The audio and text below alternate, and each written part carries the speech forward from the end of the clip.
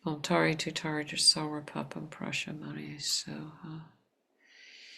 Om Tari Tutari Sawa Papam Prasha Mani Soha. Om Tari Tutari Sawa Papam Prasha Mani Soha. Om Tari Tutari Sawa Papam Prasha Mani Soha. Om Tari Tutari Sawa Papam Prasha Mani Soha. Om Tari Tutari Sawa Papam Prasha Mani Soha.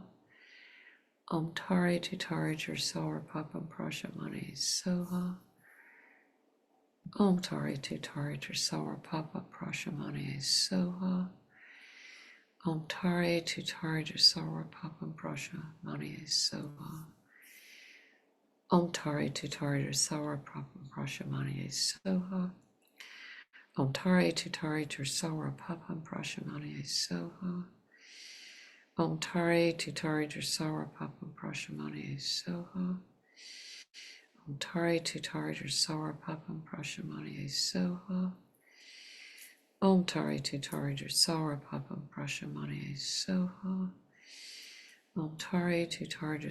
Papam Prasha Mani Soha. Om Tari Tutari Sawa Papam Prasha Mani Soha. Om Tari Tutari Sawa Papam Prasha Mani Soha. Om Tari Tutari Sawa Papam Prasha Mani Soha. Om Tari Tutari Sawa Papam Prasha Mani Soha. Om Tari Tutari Sawa Papam Prasha Mani Soha. Om Tari Tutari Sawa Papam Prasha Mani Soha. Om Tari Tutari Sawa Papam Prasha Mani Soha. Om Tari Tutari Sawa Papam Prasha Mani Soha. Om Tari Tutari Sawa Papam Prasha Mani Soha. Om Tari Tutari Sawa Papam Prasha Mani Soha. Om Tari Tutari Sawa Papam Prasha Mani Soha. Om Tari Tutari Sawa Papam Prasha Mani Soha. Om Tari Tutari Sawa Papam Prasha Mani Soha. Om Tari Tutari Sawa Papam Prasha Mani Soha. Om Tari Tutari Sawa Papam Prasha Mani Soha. Om Tari Tutari Sawa Papam Prasha Mani Soha. Om Tari Tutari Sawa Papam Prasha Mani Soha.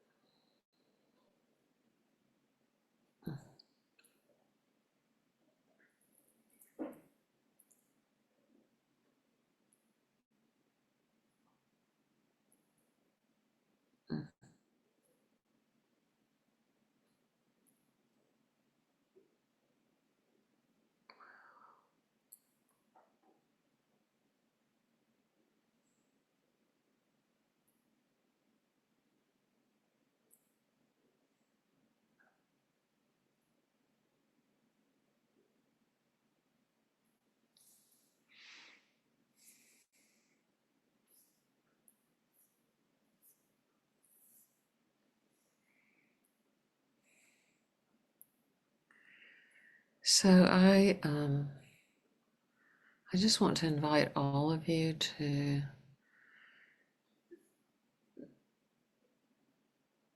see how you're feeling in your body, see what's come up for you,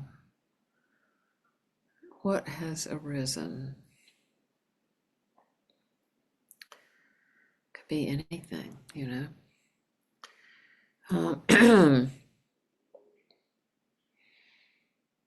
And to see if at the same time, whether it's something difficult that's come up or you've gotten in touch with something profound or something might make you sad or joyful or at peace, you know, whatever it is that you can offer that into this vast space of love and compassion and wisdom, this stream of care, and find the soothing energy that really is there within you, but also all around you, around us.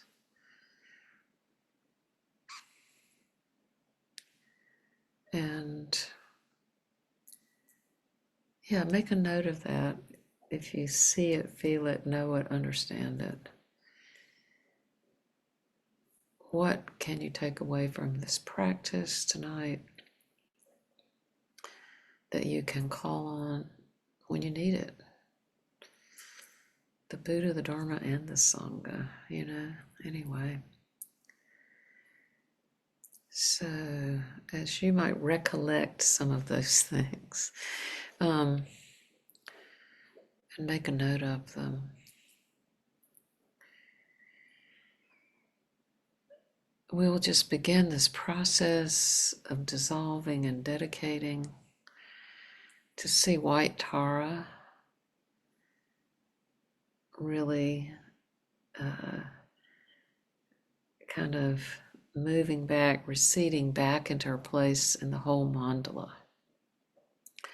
Looking at the entire mandala one more time, all these emanations of Tara appearing in subtle bodies of light. And then we invite all the beings who came, the teachers, the friends, the loved ones and supporters, all the Dakinis, the Buddhas. We just thank them all for coming. And we ask them to return to their natural realms.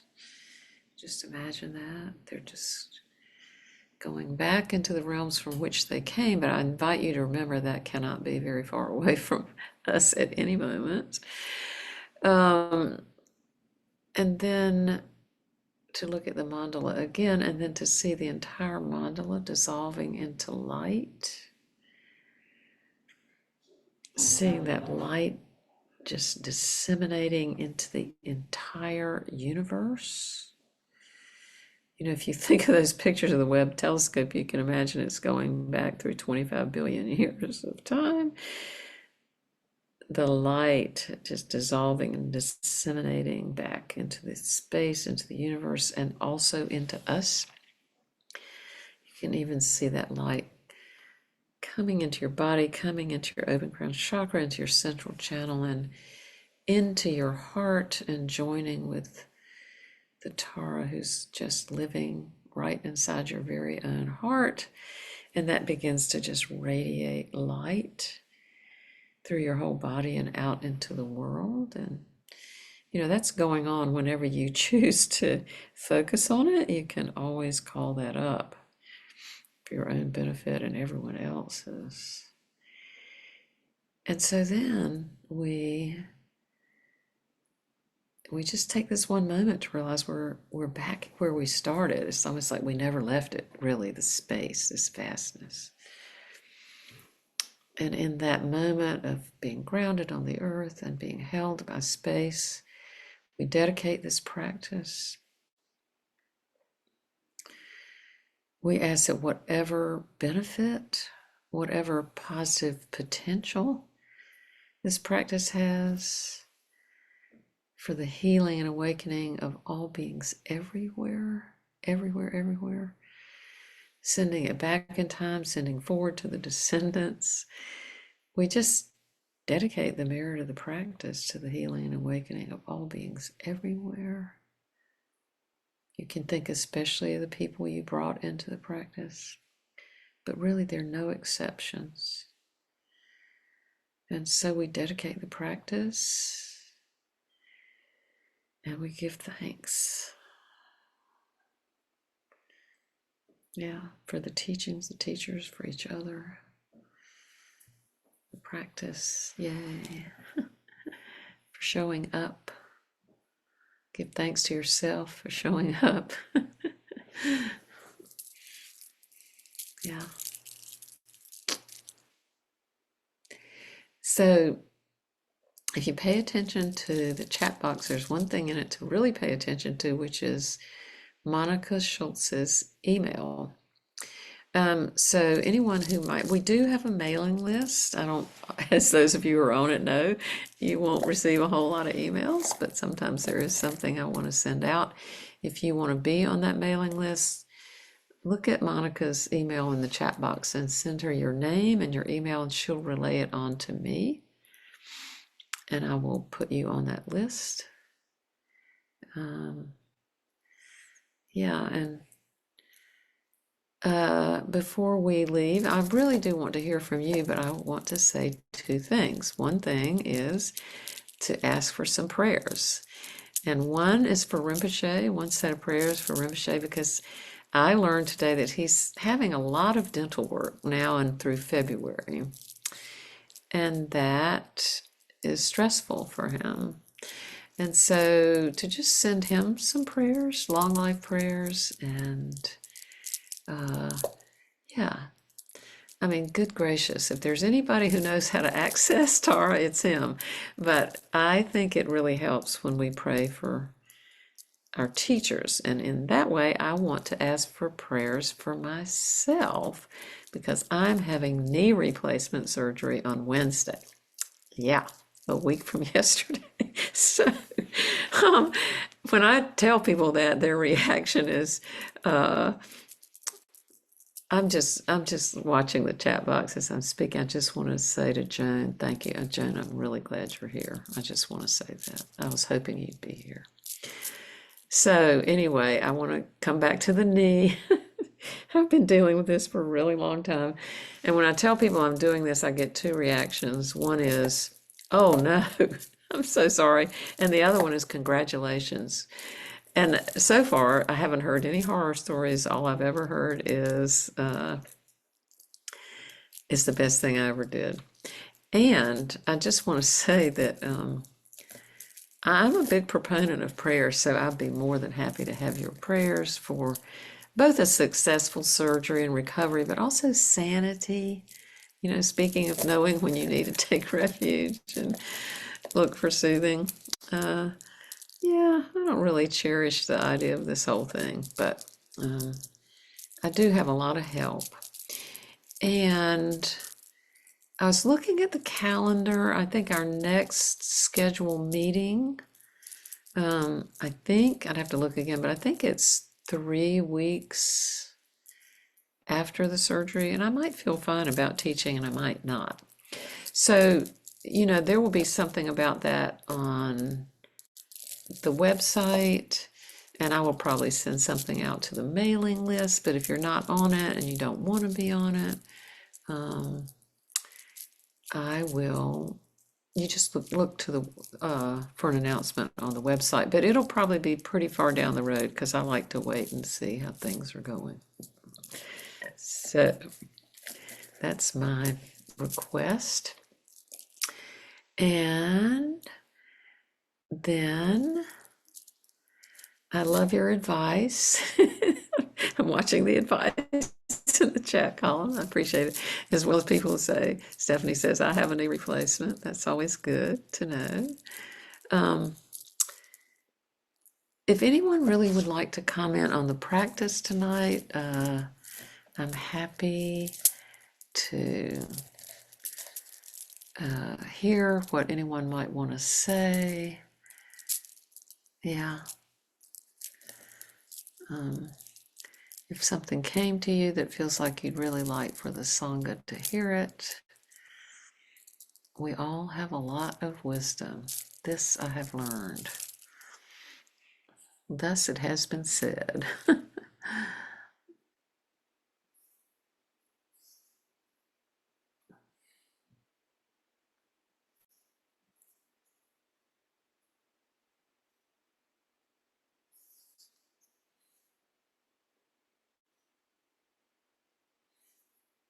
I'm just sort of holding a little bit of space just in case somebody needs to get brave. But it's also possible, being that it's 8:51 Eastern time, that people are ready to sign off and head for whatever is next. You know what? I also did want to say that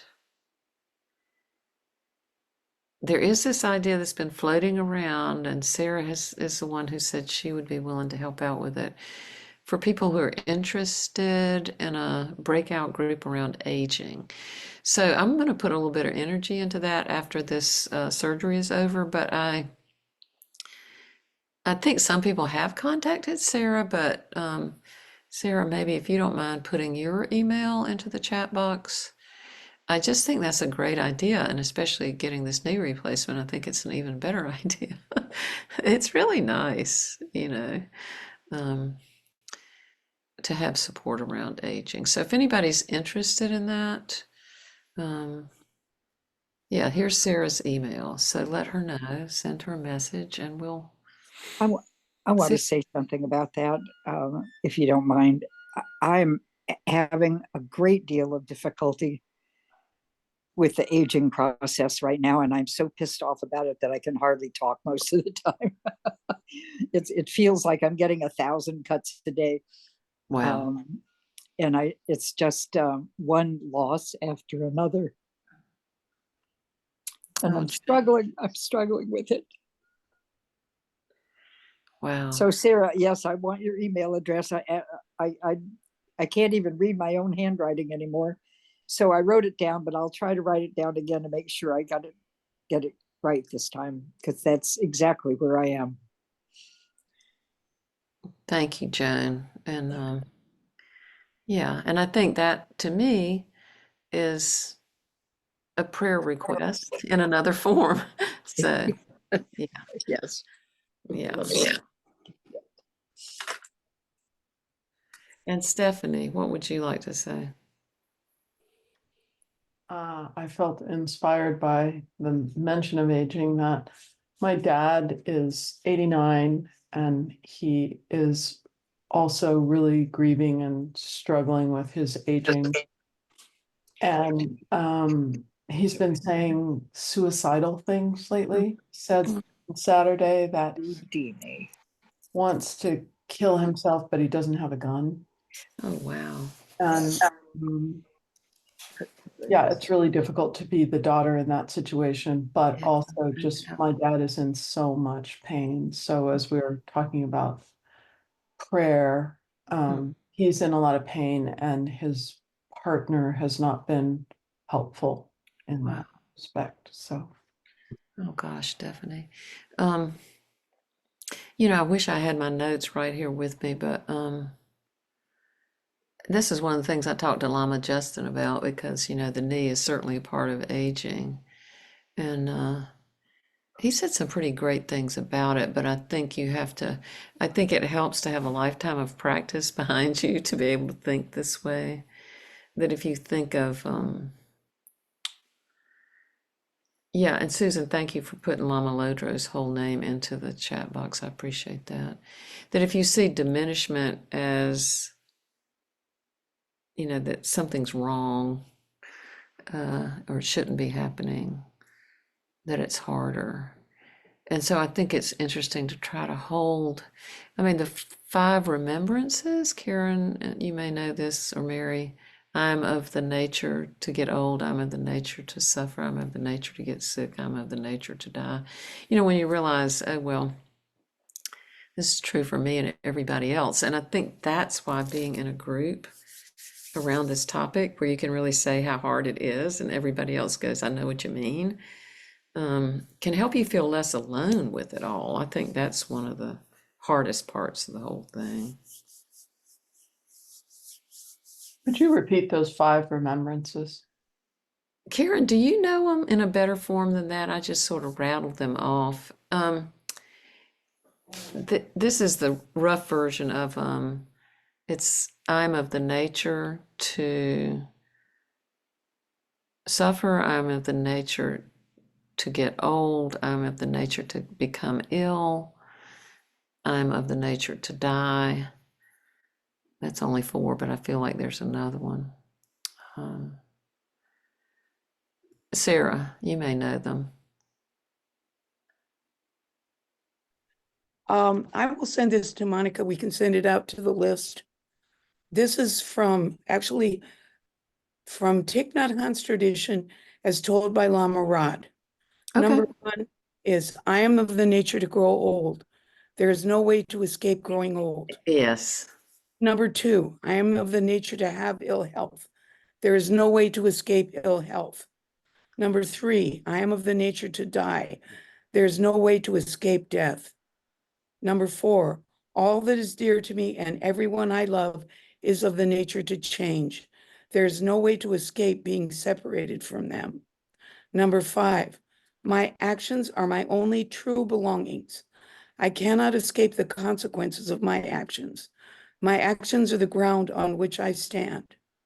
Then the instruction goes, imagine that whatever anxieties or fears arise in you are let go into the earth. Let go of that energy. Offer it to be held by your homecoming circle. That's part of Maharaj's teaching. Then it says, shift to gratitude. What are you grateful for? Offer it to all beings. Oh, wow. So Oh, I will thank you send so this. much. Okay. I will send this to Monica. Okay. Send it out. That'll be more effective. Yeah, And thank you so very much. That's exactly what I was Yeah. thinking of, and I knew I wasn't Yeah. remembering it all. Thank you. Wow. Um, okay, folks. See, this is why I like for y'all to talk because people have amazing things to say. And yeah, and I just appreciate those of you who've spoken up, Mary and Stephanie and Joan and others. I just appreciate your letting us know what's happening. And I appreciate your listening to me, telling you what's happening to me. So, yeah, may we really hold all of each other in grace and love and kindness, loving kindness, and may we be well. And we will see each other again either in February or March. So, just sending you lots of love and gratitude. Yeah. Take good care. Lots of love, everybody. Yeah, lots of love. Thank you, Rachel. Thank you, Rachel. You're Yeah. welcome. We'll be Tara, I back. just sent you an Wait, we get the email. fireworks. Thank you, There, I got the Rachel. fireworks Bye, to go. everyone. All right, Karen. All right. I told you about those tech hosts, man. They got it going on.